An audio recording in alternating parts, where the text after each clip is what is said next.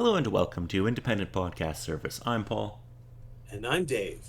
and this week we are discussing the episode of Kolchak the Night Stalker called The Energy Eater. This episode originally aired December 13th, 1974. And let us start off with the number one film at the box office this week, Dave. Any idea what it could be? Again, heading that far back, around in December. It's not a Christmas movie. It's not seasonally appropriate. Damn, there goes one of my safety nets. Again, around that time, trying to keep with the place and time of the things that were around then. And of course, not being born at around that time. It's a fairly famous movie that's like the start of a franchise, but I don't know if you're going to be familiar with them. It was also the movie last week, but we haven't recorded for a couple of weeks, so. Oh, that is true. Like, the only one thing that comes immediately to mind would be Indiana Jones, but I think that's still a couple of years off. Oh yeah, no, that's still a few years away. It's a movie called Death Wish. Are you familiar On the with? one hand, I'm supposedly not surprised, but also the case that I know nothing. Okay, it's like a vigilante action movie kind of thing. This guy basically like his wife and daughter are attacked, and then he decides to like become a vigilante and kill people in New York in the 70s. I think it's in New York. The first thing that kind of comes to mind is Batman before people were like, hey, let's maybe actually make a Batman movie instead of doing the comics. Kind of, but not really. Man, because, And this is the magical time of a whole bunch of original ideas. okay, the 70s is one of my favorite eras for movies. I'm not gonna lie, like 70s and 80s, they're fantastic. Anyway, number one song in America this week. Again, not exactly seasonally appropriate, but I don't care in this case. That's interesting. Usually, in most cases, you hardly care. Any ideas? It's the same as it was Yeah. last time, but again, it's been a while since we've recorded, so. So true, and nothing that I specifically remember or record. It's like, haha, I have you for next week. Just no. It is a little song by Carl Douglas called Kung Fu Fighting. Yes. One of those particular things that was invented, and it has wormed its way into the self-consciousness of every single person in existence, and will never, ever come up without people either being like, oh dear God, why? And or, yay, fun kung fu fighting song. Yes. Yeah. Anyway, let us get started with the episode.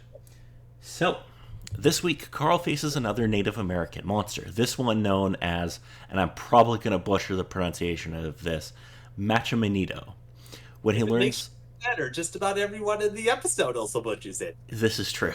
When he learns of a series of mishaps taking place in a newly opened hospital, the construction of the hospital has awakened Machamanito, an invisible manifestation that causes ruptures in the building's construction. Electrical outbursts and deaths are seemingly caused by electrocution.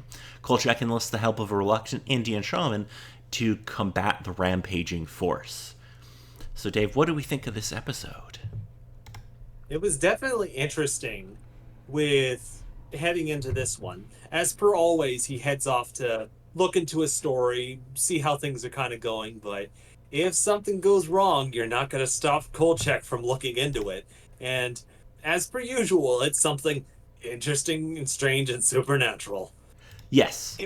It was definitely interesting with this one because in most cases within the episode, he goes around and picks up additional sidekick to help out with exploring into it. And at the start, it's typical follows with a female side character being one of the doctors that works in the basement area where uh, the monster is making its home.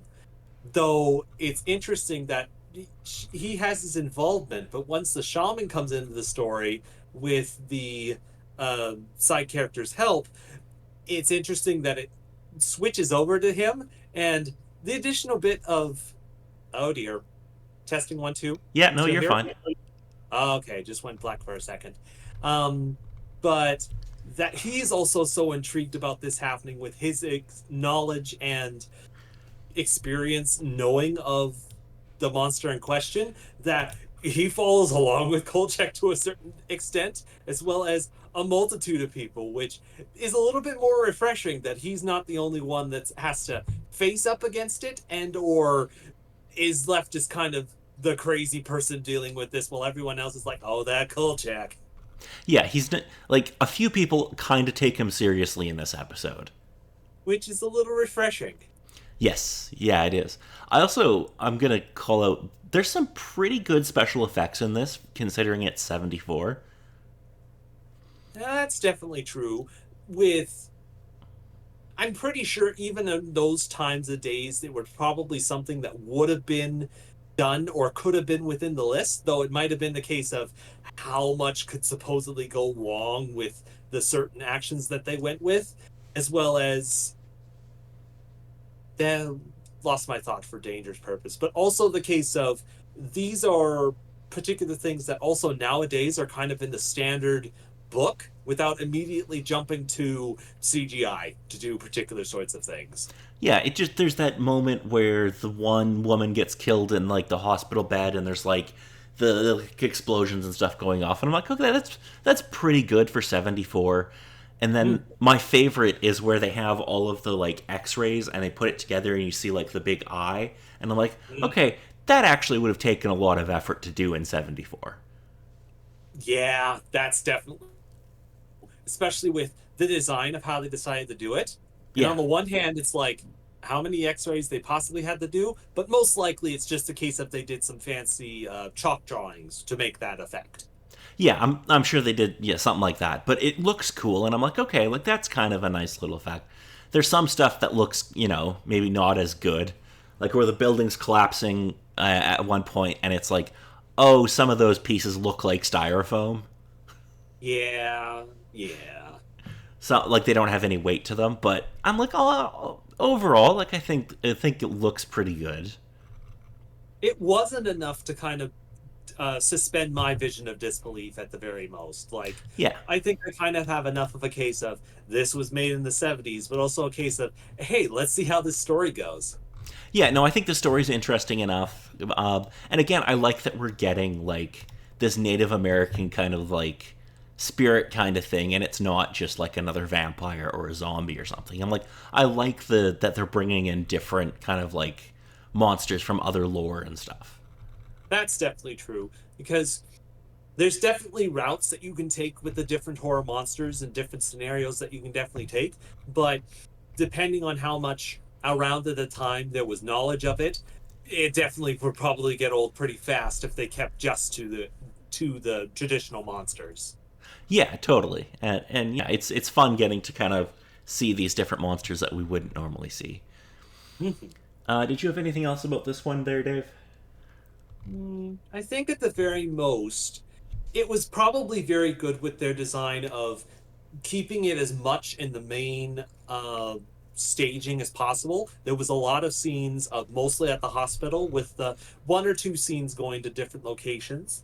That there was still a little voice in the back of my head that there wasn't too much interaction with the typical mail room setting that they had. There was at least one or two scenes with Kolchak either running through additional information or uh, getting his story in to his editor and whatnot, but there was only the one or two reactions with them that I was kind of like, there's no wasn't as much as them, but for the story's sake, it probably would have been best that way. Yeah, there's a couple other things I want to call out that I quite enjoyed. Um, Kolchak handing off his story to Miss Emily and her writing this story about like discrimination against seniors in the hospital. I'm like, that's good stuff. It is a perfectly knowledgeable thing. She has the knowledge of it and is quite honestly within that age group, and she most likely has some words. I love how she's like, I'll tone it down. I'm like, I want to read the original version of that story. My other favorite thing is where Kolchak hands Vincenzo the voucher for like his film and stuff, and Vincenzo freaks out because it's $40. Oh, that's true with the case of to try and get the info that's needed, he needs special film to try and Yeah. get a picture of him. Yeah, which, by the way, would be $248 today. Ooh. Ooh. That's a bit of the stab. Oy. I love that. He's like, infrared film, ultraviolet film. The fuck are you doing? Ooh. Alrighty. So, um, next week we'll be discussing an episode called Horror in the Heights, where some folks in the neighborhood are going to be terrorized by a flesh-eating demon called the Rakshasa. Rakshasa. It's going to terrorize a bunch of people in a Jewish neighborhood. Oh boy. It's. I remember this episode actually being quite good. Good within the sense of how they went about the story, or good within another sense that I should be concerned about? No, no, like genuinely, I think this episode was, from memory, it was quite good. Interesting. Yeah. We will see because I haven't seen it in a good couple of years at this point, but I remember this one actually being handled quite well. Ooh, interesting. So that will be the next episode. So until then, I'm Paul. And I'm Dave.